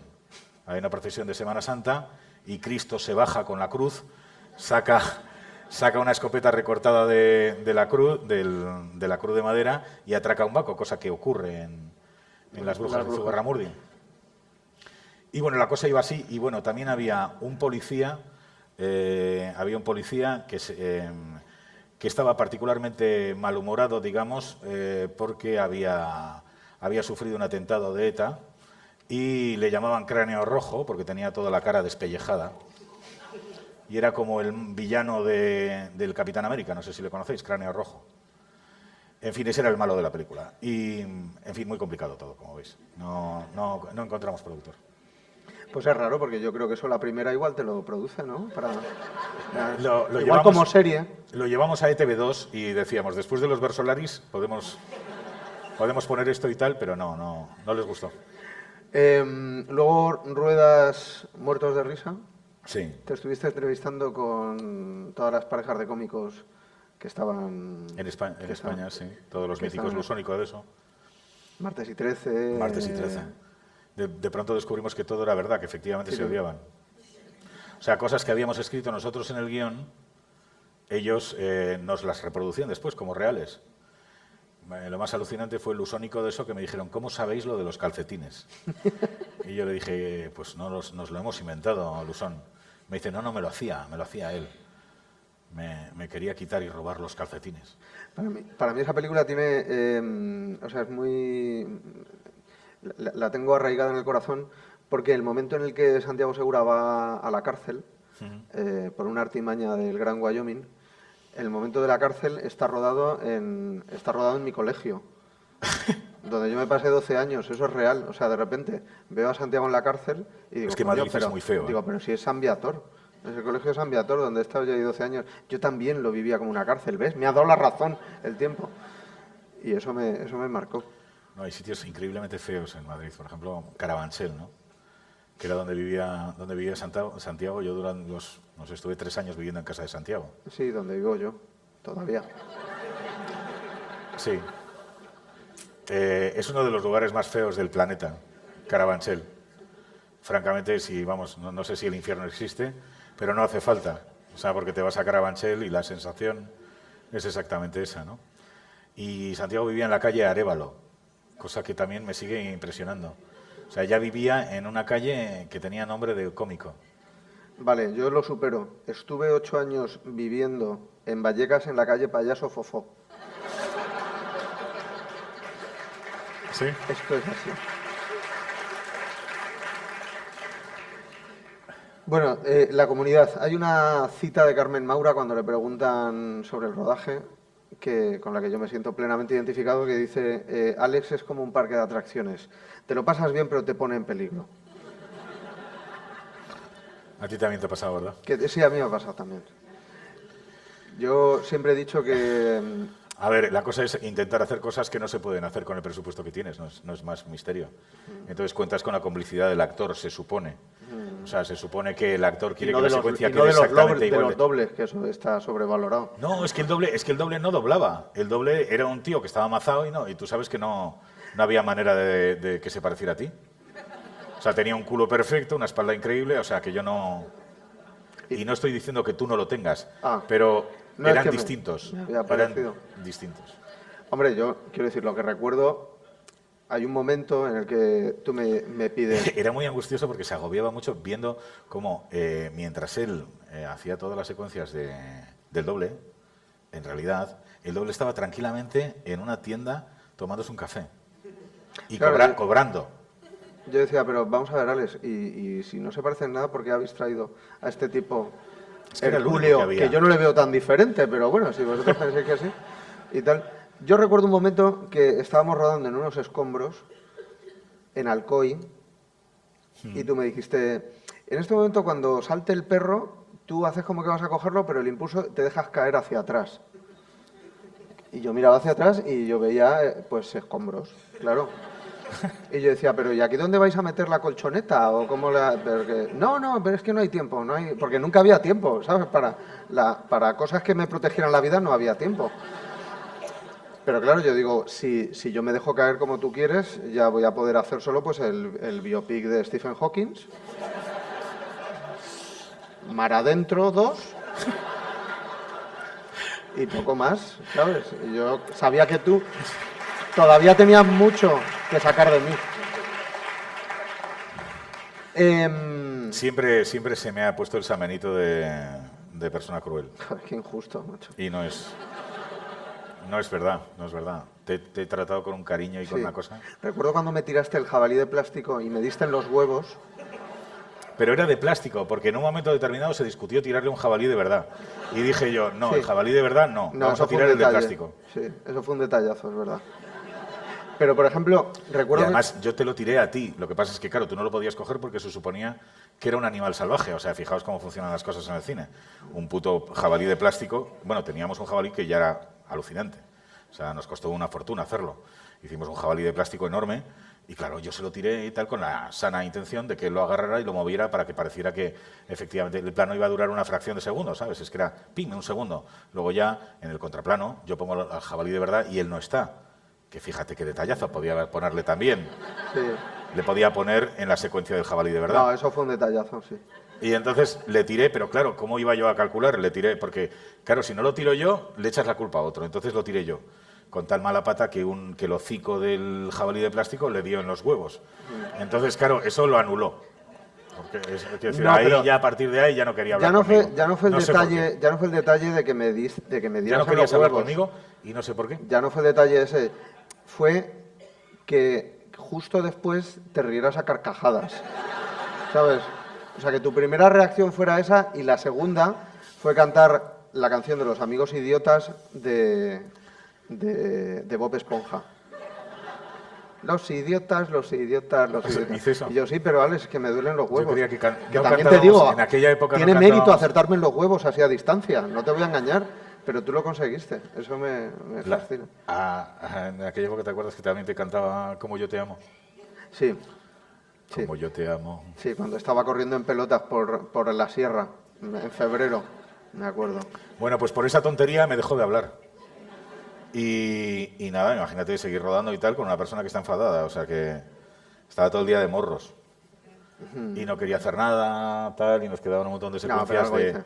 Es que yo lo que me preguntaba era, porque hubo un momento dado que me dice Alex, oye, mira, hemos estado haciendo unas pruebas con la cámara La y tal. escena entonces- favorita de Quentin Tarantino, chaval. No, no era esa. En tu vida No vas a era estar esa. en una igual, en tu vida. Es verdad que sí que me hizo mucha ilusión que estuviera ya aplaudiendo el señor, amigo, eso me hizo mucha en tu ilusión. vida- Pero mira, aunque sea tu entrevista, voy a contar una pequeña anécdota, si me permites.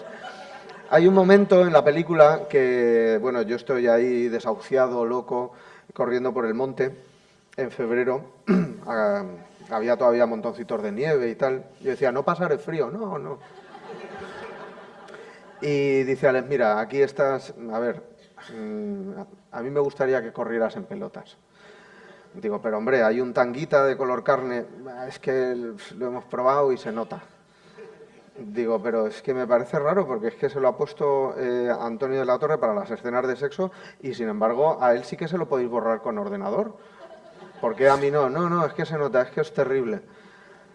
Total, que empezamos a rodar y dice Alex, corten, corten, pero vamos a ver. Pero si le he pedido por favor que se quite el tanga y le dije, no, Alex, si lo ha hecho. Eso me dolió, que no te dieras cuenta. No, es que... Hacía mucho frío. Claro, yo no podía concebir que rodar con tanga y rodar sin tanga iba ¿sabes? Iba a suponer en realidad el mismo efecto visual. O sea, tú se lo quitas y está igual. Estamos hablando... O sea, es como un Madelman. de O sea, cinco- es exactamente un Madelman. Estamos hablando Bueno, no, los de Madelman 5 no, porque grados, los Madelman tenían 4 o 5 calzoncillos. grados. Era como un temperatura Hyperman. ambiente. Tú se lo quitas y está igual. Ping, pong, ping. Bueno, Si hubieras hecho como Pololo, porque Pololo se lo trajo trabajado de casa. no, perdona, Pololo se lo trabajaba en rodaje. Bueno, ya llegaremos a Balada, ya llegaremos. Llega un momento que tú dices, estoy harto de hacer ganar dinero a los demás, voy a producirme yo Sí. mis películas. Sí, Entonces, qué error, ¿eh? Y entonces, y entonces produces 800 balas. Sí. eh, Y en el primer día, en la primera semana de rodaje, ya nos hemos gastado la mitad del presupuesto. Sí que sí. Y no, sí iba por ahí, si lo que quería era que me contaras lo difícil que es. O sea, me imagino que una persona como tú, que es un poquito excesiva, permíteme que lo diga, sin el control de un productor encima, pues a lo mejor tiende un poco al... ¿no? Sí, al exceso. Al exceso y tal. No, era una cuestión muy científica. O sea, yo lo tenía todo muy claro y tal, y tenía un equipo de producción estupendo. Y estaba Juanma Gudari, que igual está por ahí, no lo sé. Y nada, estaban Gudari, Telmo Snal también, de mi ayudante de dirección, todos colegas de Bilbao. Y entonces, pues bueno, gracias a esos dos grandes profesionales, pues nos gastamos, ya te digo, en la primera semana la mitad del rodaje, la mitad del presupuesto. Teníamos un montón de pasta, ¿eh? Y empezamos con una secuencia particularmente atractiva, pero claro, yo no había rodado nunca con caballos, ni con diligencias, ¿no? Ni con malotes con pistolas. Y claro, la emoción de estar allí, con la diligencia, 4 caballos y tal, me volvió loco. O sea, se me fue la olla. De pronto empezamos a rodar y el primer día que deberíamos haber rodado todo y tal, solamente rodé un plano de lo que me gustaba aquello. O sea, de las ganas que tenía de que quedase perfecto, que quedase como una de John Ford, ¿no? Y entonces, nada, tuvimos una reunión, un gabinete de crisis. Teníamos un gabinete de crisis cada 2 o 3 días. Y claro, es que los gabinetes de crisis lo hacíamos en un sitio muy divertido. Pero nada, nos reunimos y dijimos, bueno, esto no puede seguir así y tal. Y no sirvió de nada. Al día siguiente volvimos a rodar, volvimos a colocar la diligencia tal, y estuvimos una semana entera rodando 3 minutos de película. Si los veis, son gloriosos, ¿eh? O sea, no he rodado nada mejor. O sea, es una diligencia con un traveling de unos 150 metros de largo, con una grúa montada encima. Es el comienzo de la película. ¿Eh? Es el comienzo de la película. El comienzo de la película, sí. Con unos planos que yo jamás voy a volver a rodar. Tan buenos como esos, nunca. Y salían eso, los especialistas malotes también ahí disparando y tal. Y Sancho Gracia estaba ahí. Y Sancho Gracia y tal. Sancho Gracia también era un poco... Bueno, Sancho Gracia. Bueno, eso es una película que podríamos estar hablando días, ¿no? De movidas, ¿no? Sancho Gracia le dio un ataque al corazón el primer día. ¡Boom! Y al hospital y tal. Y Joder, todos... como en Apocalipsis Now, ¿no? ¿Tú crees que esto será un problema para terminar la película y tal? Bueno, pues vamos a intentar que se ponga bueno, ¿no? 200 personas sentadas. ¿Qué tal está, Sancho? O sea, no se podía hacer nada, era el protagonista. Y le habían dado un ataque al corazón. Y a la de 6 horas está ahí. ¿Qué? ¿Seguimos o qué? O sea, no he visto a nadie más duro en mi vida. El tío más duro que he conocido jamás. O sea, era de puto hierro. Pero hay una cosa que me impresiona y es que se tiene muchas veces el concepto de que un productor es una persona que no arriesga su dinero, sino que lo que hace es buscar subvención de aquí, el dinero de una tele, dinero privado y tal, para conseguir al final armar la película y tal. Pero tú, sin embargo, estuviste a punto de perder la casa. Yo hipotequé la hipoteca. O sea, no sé si eso se puede hacer, pero lo hice. Hipotequé la hipoteca de mi casa y mi mujer, bueno, me divorcié. A la de... Sí. Después hice Plutón y ahí ya me divorcié. Con Crimen Perfecto recuperaste y ya todo Con Crimen Perfecto pude pagar lo que debía. Sí. Es que acabé, en aquel momento debía 60 millones de pelas de la época, 60 millones. Alex debe 60 millones, ¿vale? Piensa algo gracioso para... Piensa una película graciosa, por favor, para ver si podemos pagar las deudas. Vale, estoy bien, estoy tranquilo. Pero Crimen Perfecto funcionó muy bien. Crimen Perfecto funcionó muy bien y no vimos un duro, porque todo, boom, Claro, es que lo quieres todo, eso tampoco es. Claro. Pero yo descubrí ahí a Mónica Cervera, que creo que la descubrimos todos, porque no la encontrasteis por casting, a la protagonista. Sí, o sea, no, había visto un corto que se llamaba Hongos, ¿no? O Setas, no sé. O Fiesta, ¿cómo se titulaba? Hongos, creo que era. Y nada, es una actriz increíble. Sí, y el que creo que está espectacular. Inestable. Willy Toledo está también especialmente brillante en Sí. la película. Está muy bien y muy gracioso. Sí, es increíble. En el papel del mejor. De hecho, bueno, a mí una de mis secuencias favoritas de tu cine es el fragmento, es la secuencia primera de Crimen Perfecto, cuando estamos asistiendo a unas prácticas, a un cursillo para vendedores, con Tallafe, ¿no? Sí, creo que es Tallafe. que le dan unas hostias a Tallafe, Sí. terribles. Que siempre es gracioso que Tallafe se lleve unas hostias, Sí, es verdad. Eso una de las siempre cosas más funciona. divertidas de la vida es pegarle a Tallafe. Bueno, esto no lo digáis, ¿no? A nivel ficción, obviamente. Vale, y después de Crimen Perfecto vienen Los Crímenes de Oxford. Y estás ahí trabajando con John Hart como si tal cosa. O sea, de repente, ¿qué hacíais? ¿Hablabais de Alien? ¿Hablabais del hombre elefante? ¿Qué hacíais? O sea, Recuerdo un día que me dijo, o sea, con mi inglés y tal, estoy ahí rodando y eso, y le oigo a través de los cascos que dice, no me apetece rodar. Y yo, ¿qué ha dicho? I don't feel like acting, I don't feel like acting. Eso no me apetece rodar, ¿no? Y le preguntaba a la gente, oye, ¿qué quiere decir? Ah, perdona, ¿tú cómo interpretarías I don't feel like acting? Y me dice, no quiero rodar. Ah, vale, vale. Y entonces nada, tuve que ir a hablar con él y le dije que I don't feel like directing. Y tuvimos una pequeña discusión y es el único momento en el que tuve una discusión con él. Pero era un tío increíble, francamente, encantador. Pero quiero decir, tu parte Nos hicimos fan, muy amigos, tenía una casa en Ibiza. tu parte fan no provocó Mi la parte- incesante... No, porque le tenía demasiado respeto, o sea, no le podía decir, ¡ay, John, cómo me gusta! Pero Alien. Yo qué Ya, sé. Alien, ¿y qué quieres que le pida a un Alien? Es que no le... Sí, no. que te cuente Sácate cosas, algo de la ¿no? tripa. Es que no tenía Hombre, nada que no, decir. pero yo que sé, te chismorré un poco, ¿no? Yo que sé. Ya, David Lynch, no. el hombre elefante, yo que sé. Ya, eso sí me contó cosas. Del hombre elefante me contó, me contaba pues eso, pues que fundamentalmente estaba como 10 horas de maquillaje antes de después estar otras 12 horas de rodaje. O sea, prácticamente no se iba a la cama, no le daba tiempo. O sea, estaba entre 8 o 10 horas de maquillaje y 10 horas de rodaje. O sea, calcular el tiempo que dormía. De eso sí hablábamos bastante. Y luego hablamos mucho de Yo Claudio también, porque me gustaba. Yo me enamoré de él en Yo Claudio, ¿recordáis la serie? Y nada, era un tipo excelente, ¿no? Pero es que era un rodaje muy complicado y tampoco creas que nos podíamos ir de copas luego. O sea, no había tiempo material de hacer nada. Creo que en ese rodaje había unas escenas de sexo con Leonor Watling, ¿no? Ajá. Y entonces, por contrato, ella no podía enseñar los pechos. Te las sabes todas, Y ¿eh? para... Todas las comprometidas, o sea, no me ha saltado ninguna simpática. Tengo Son entendido... todas como las putadas, ¿no sabes? Tengo A entendido... ver, Bueno, Leonor, si no me estás viendo esto, interrumpas. si en algún momento ves esto, Leonor, ya lo hemos contado.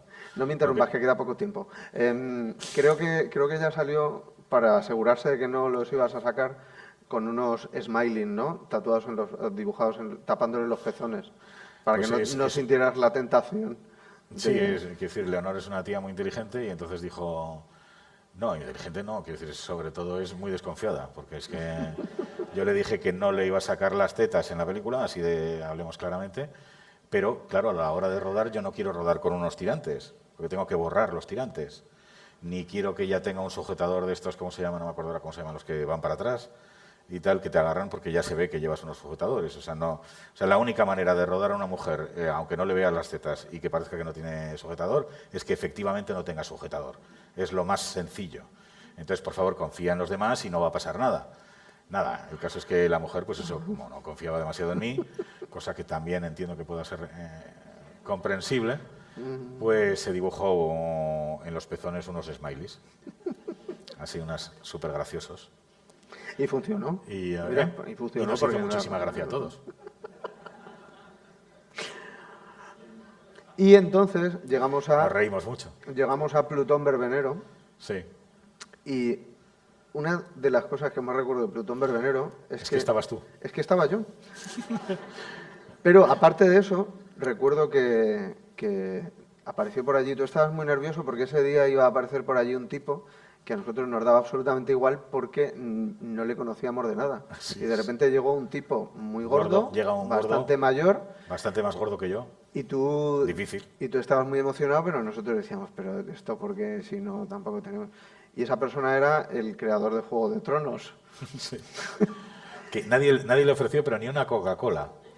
porque todavía no había empezado a hacer la serie, y entonces era sencillamente el escritor de Juego de Tronos.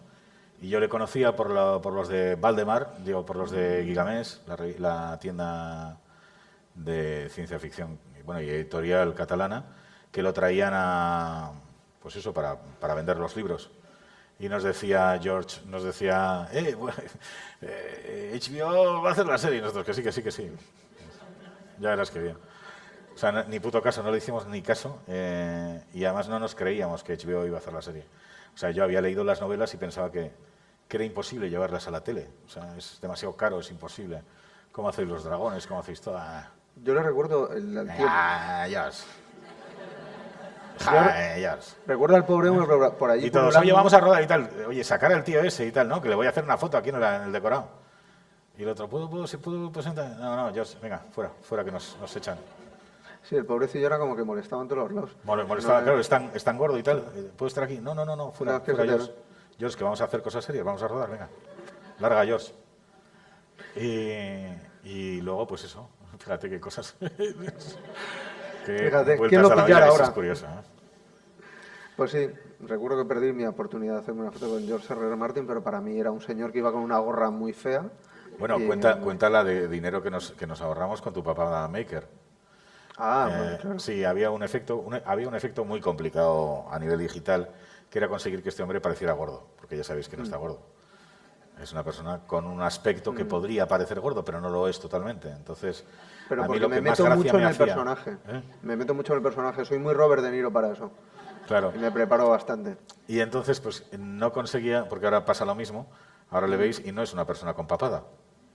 Pero a mí me hacía mucha gracia que tuviera papada. Y entonces le pusimos un aparato, ¿no? O se hizo él, te hiciste tú, ¿no? Bueno, el aparato en realidad era un trozo de tela. Para que estuviera así. Sí, era un trozo de tela que, sujeto con la suficiente presión al cuello, pues realzaba la papada. Era una especie de Wonder Bra. ¿Habéis visto lo que gana? ¿No os parece que gana un montón? ¿No os parece mucho mejor así? Entonces, yo no sé por qué adelgazas constantemente. Está mucho más gracioso gordo. A Alex es que siempre le sienta fatal que la gente adelgace. Joder, estás delgado. Y lo dice así como con mucho desprecio, ¿no? Como cargando las tintas. Sí. Alex, no pasa nada. Algún día tú también estarás. Gracias.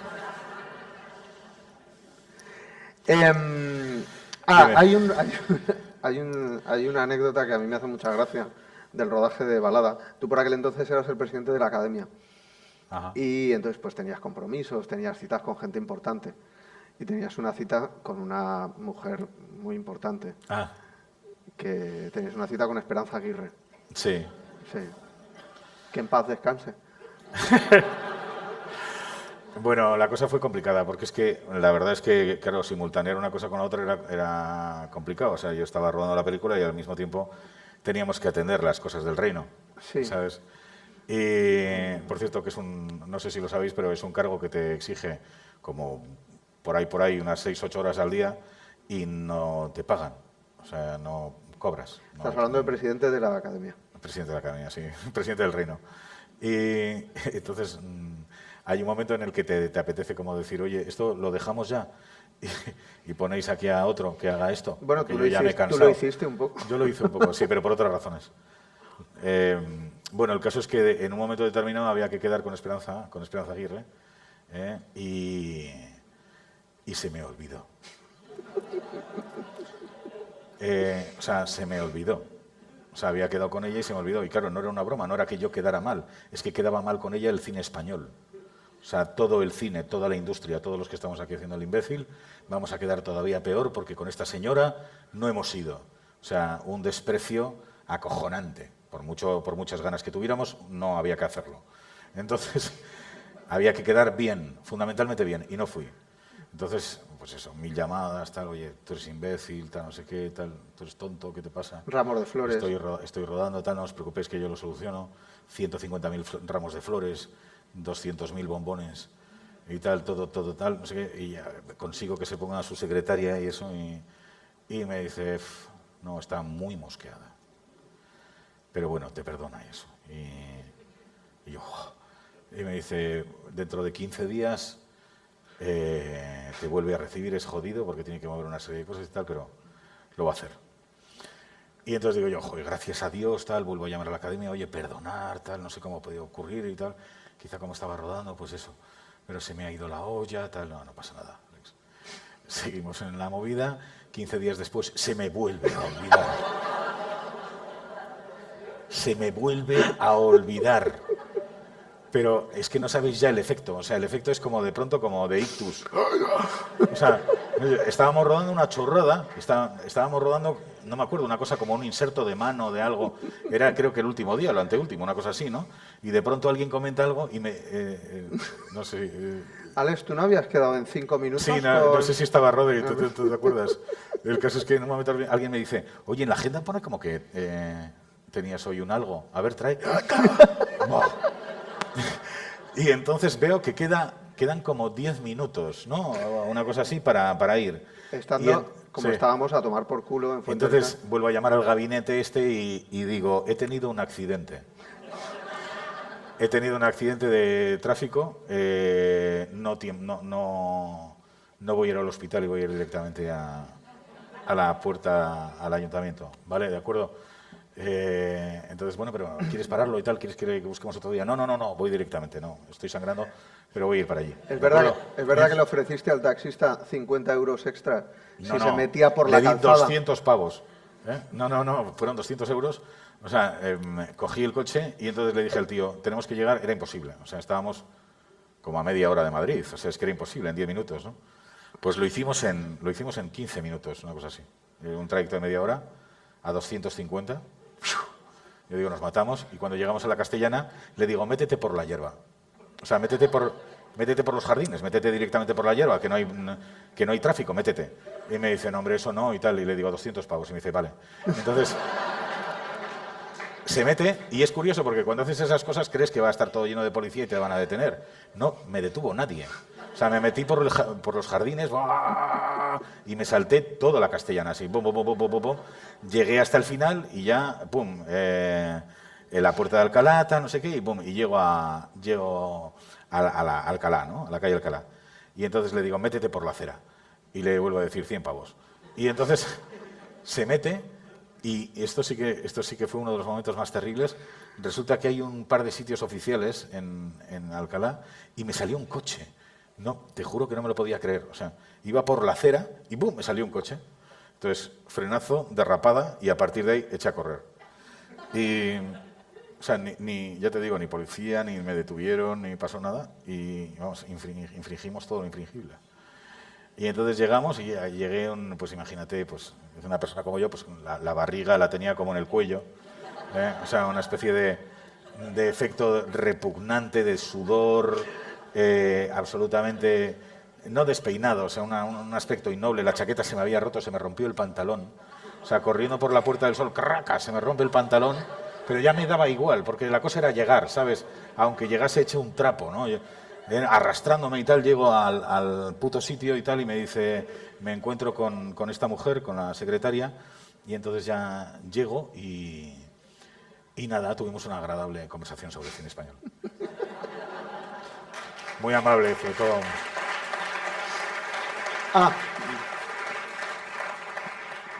Vale. En aquella época no conseguimos una gran receptividad por parte de